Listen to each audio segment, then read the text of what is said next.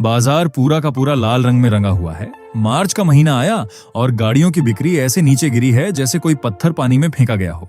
टाटा ने महिंद्रा और hyundai को पछाड़कर दूसरा स्थान तो हासिल कर लिया है, लेकिन महिंद्रा के साथ जो हुआ है वो देखकर आपकी आंखें फटी की फटी रह जाएंगी। नमस्ते दोस्तों, आज की कहानी में हम बात करेंगे उन आंकड़ों की जो कार बाजार की हकीकत बयां कर रहे हैं। फरवरी के बाद मार्च में ऐसा सन्नाटा क्यों छा गया? आज हम हर एक कंपनी का कच्चा चिट्ठा खोलेंगे और आपको बताएंगे कि आखिर आपके पसंदीदा ब्रांड के साथ इस महीने क्या खेल हो गया है। तो कुर्सी की पेटी बांध लीजिए, क्योंकि ये सफर बहुत उतार चढ़ाव वाला होने वाला है। कहानी शुरू करते हैं 14वें नंबर से। यहाँ वो कंपनी बैठी है जो अपनी बॉडी के लिए जानी जाती है, मतलब एकदम टैंक, लेकिन बिक्री के मामले में इनका सेल नीचे ही आ रहा है। जी हाँ, मैं बात कर रहा हूँ जीप की। मार्च 2026 में जीप ने पूरे भारत में सिर्फ 253 गाड़ियां बेची हैं। जी हाँ, आपने बिल्कुल सही सुना, सिर्फ 253। अगर आप इसे फरवरी के महीने से कंपेयर करें तो फरवरी में इन्होंने 329 गाड़ियां बेची थी, मतलब सीधा 23% का घाटा।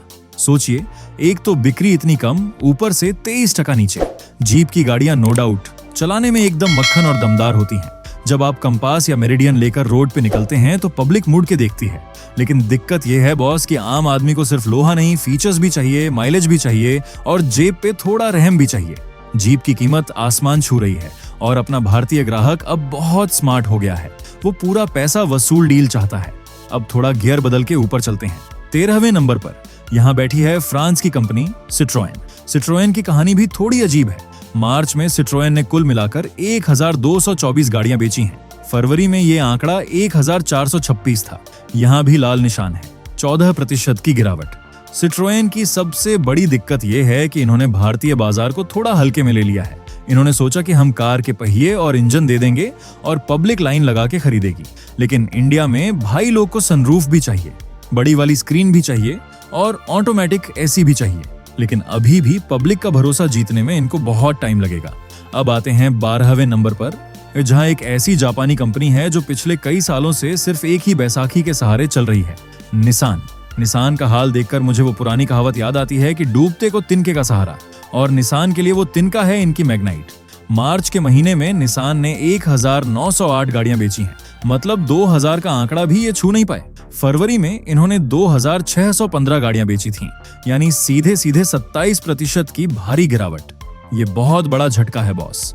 निसान की समस्या ये है कि इनके शोरूम में जाओ तो देखने के लिए कुछ मसाला है ही नहीं, सिर्फ एक मैग्नाइट खड़ी रहती है।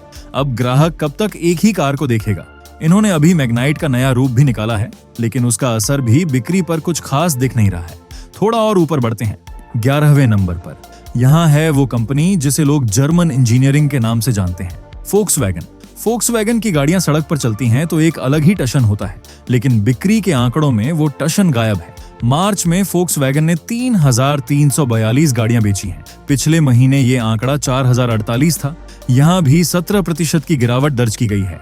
फोक्सवैगन की टाइगन और वर्टस एकदम कड़क गाड़ियां हैं, इसमें कोई शक नहीं। चलाने में जो फील आती है वो अलग लेवल की है। सुरक्षा में ये नंबर 1 है। लेकिन अब ये गाड़ियां थोड़ी पुरानी होने लगी हैं। बाजार में नई नई गाड़ियां आ गई हैं, ये नए नए फीचर्स आ गए हैं और फोक्सवैगन अपनी उसी पुरानी रफ्तार से चल रही है। अपने यहाँ पब्लिक को हर 6 महीने में कुछ नया तड़का चाहिए होता है। फोक्सवैगन को अब अपनी रणनीति बदलनी होगी। सिर्फ मजबूत गाड़ी का टैग लगाकर आप बिक्री नहीं बढ़ा सकते। लोगों को अब सुरक्षा के साथ साथ मॉडर्न फीचर्स भी चाहिए। अब बात करते हैं 10वें नंबर की। यहाँ भी एक फ्रांसीसी कंपनी है जो कभी भारत में धूम मचाती थी, मतलब इनका सिक्का चलता था, रेनो।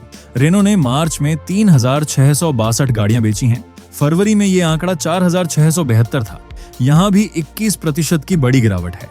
रेनो के साथ पंगा ये है कि इनकी गाड़ियां क्विड, ट्राइबर और काइगर अब पुरानी लगने लगी हैं। जब क्विड आई थी तो उसने मारुति की नाक में दम कर दिया था, लेकिन अब मारुति और टाटा बहुत आगे निकल गए हैं। अब हम पहुंच चुके हैं 9वें नंबर पर। यहाँ वो कंपनी है जिसके इंजन की कसम लोग खाते हैं, मतलब इंजन हो तो ऐसा। होंडा। होंडा का नाम आते ही दिमाग में एक ही फोटो छपती है, होंडा सिटी।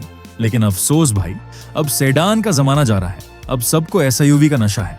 मार्च में होंडा ने 5204 गाड़ियां बेची हैं। फरवरी में ये आंकड़ा 6394 था, 18% की गिरावट। होंडा ने अपनी नई एसयूवी एलिवेट से बहुत उम्मीदें लगाई थीं। शुरुआत में एलिवेट ने माहौल भी बनाया, लेकिन अब ऐसा लग रहा है कि उसका नशा भी उतर रहा है।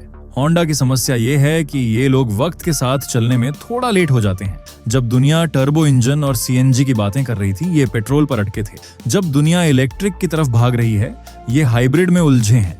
5000 गाड़ियां पूरे भारत में बेचना होंडा जैसी लेजेंडरी कंपनी के लिए टेंशन वाली बात है। अगर एलिवेट की बिक्री ऐसे ही गिरती रही तो होंडा के लिए भारत में टिकना मुश्किल हो जाएगा। अब आते हैं 8वें नंबर पर, और यहाँ जो आंकड़ा है ना बॉस, वो देखकर तो आप हिल जाओगे। यहाँ बैठी है स्कोडा। स्कोडा के साथ इस महीने जो हुआ है उसे आप बाजार का भूचाल कह सकते हैं। मार्च में स्कोडा ने 5491 गाड़ियां बेची हैं। आप कहेंगे कि ये तो होंडा से ज्यादा है, इसमें बुरा क्या है? बुरा ये है कि पिछले महीने इन्होंने 8252 गाड़ियां बेची थी, यानी सीधे सीधे 33% की गिरावट। 33%, ये इस पूरी लिस्ट में सबसे बड़ी गिरावट है। आखिर स्कोडा के साथ ऐसा क्या कांड हो गया? क्या पब्लिक ने अचानक स्कोडा खरीदना बंद कर दिया? असल में इसके पीछे एक बड़ा कारण इनकी नई छोटी एसयूवी काइलाक हो सकती है। 7वें नंबर पर है वो कंपनी जिसने भारत में इंटरनेट वाली गाड़ियों का ट्रेंड शुरू किया था, एमजी।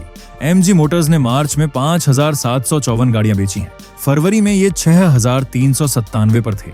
यहाँ 10% की गिरावट है। बाकी कंपनियों के मुकाबले 10% की गिरावट थोड़ी राहत देने वाली लगती है, क्योंकि हमने अभी 23 और 33% की गिरावट भी देखी है। एमजी की नई कार विंडसर ने थोड़ा माहौल सेट किया है। उनकी इलेक्ट्रिक गाड़ियों की बिक्री ठीक ठाक चल रही है, लेकिन हेक्टर और एस्टर की बिक्री अब उतनी तेज नहीं रही। अब हम टॉप 6 में एंट्री मार रहे हैं। यहाँ मुकाबला एकदम कांटे का है। 6ठे नंबर पर है किया। किया ने जब भारत में कदम रखा था तो टहलका मचा दिया था। सेल्टोस और सोनेट हर घर की पसंद बन गई थी, लेकिन मार्च का महीना किया के लिए भी ठंडा रहा। इन्होंने 25,489 गाड़ियां बेची हैं। फरवरी में ये आंकड़ा 29,556 था। यहाँ 14% की गिरावट है। किया की गाड़ियां दिखने में सबसे चमकीली और सुंदर होती हैं, फीचर्स की भरमार होती है, फिर भी बिक्री क्यों गिरी? इसका कारण है कंपटीशन। अब टाटा और महिंद्रा भी वैसे ही फीचर्स दे रहे हैं, और वो भी मजबूत लोहे के साथ। किया को अब सिर्फ लुक्स पर नहीं बल्कि सुरक्षा और मजबूती पर भी ध्यान देना होगा। 25,000 का आंकड़ा बड़ा है, लेकिन किया की क्षमता इससे कहीं ज्यादा है। 5वें नंबर पर वो नाम है जिस पर आंख बंद करके भरोसा किया जाता है, टोयोटा। टोयोटा के साथ इस महीने बहुत बड़ा लोचा हुआ है।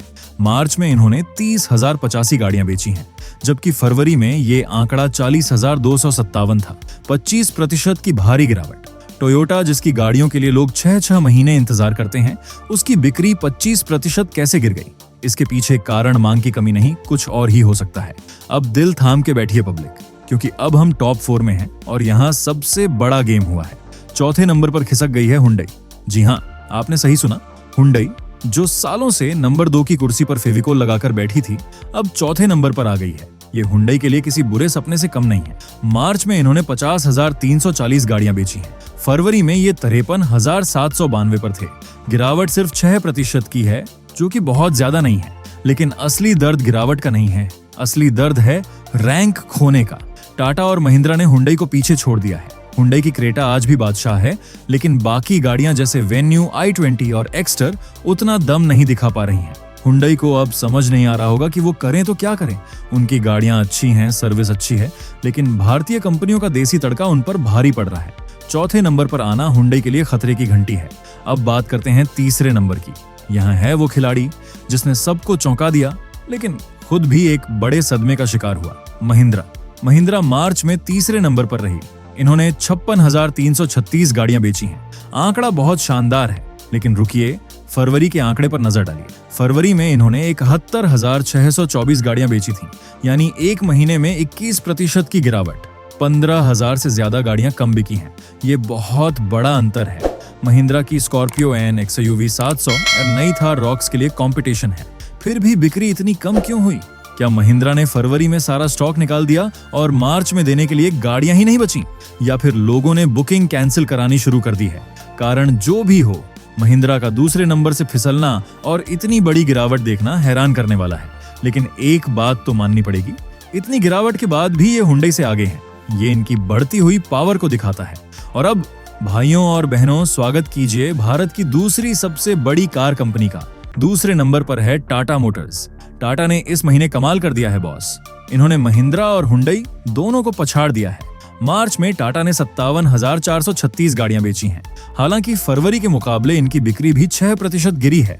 फरवरी में ये 61,134 पर थे, लेकिन गिरते बाजार में भी इन्होंने अपनी पकड़ बनाए रखी। टाटा की पंच, नेक्सॉन और अब नई आई कर्व ने बाजी पलट दी है। पंच को लोग खूब पसंद कर रहे हैं। टाटा की सबसे बड़ी जीत यह है कि उन्होंने साबित कर दिया है कि एक भारतीय कंपनी विदेशी कंपनियों को धूल चटा सकती है।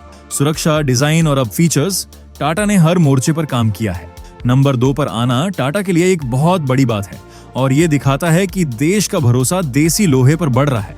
और अब अंत में पहले नंबर पर वो कंपनी जो सदियों से राजा बनी बैठी है, मारुति सुजुकी।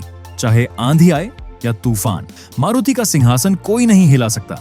मार्च में मारुति ने 1,70,991 गाड़ियां बेची हैं। जी हाँ, 1,70,000।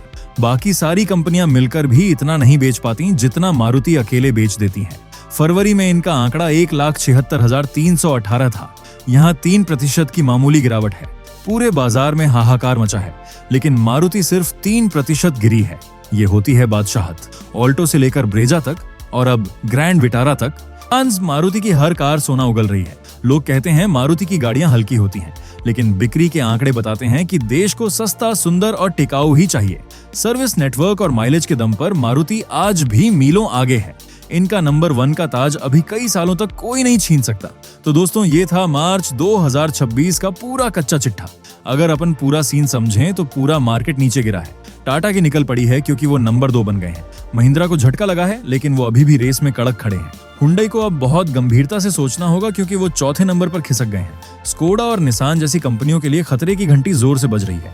बाजार का ये उतार चढ़ाव तो चलता रहता है, लेकिन एक बात साफ है, भारतीय ग्राहक अब बहुत स्मार्ट है। वो सिर्फ नाम पर नहीं जाता, उसे काम और दाम दोनों सही चाहिए। क्या आपको लगता है कि अगले महीने यानी अप्रैल में महिंद्रा फिर से कमबैक करेगी या टाटा अपनी नंबर 2 की कुर्सी बचा पाएगा? और क्या हुंडई अपनी हार का बदला ले पाएगी? नीचे कमेंट करके अपनी राय जरूर बताएं।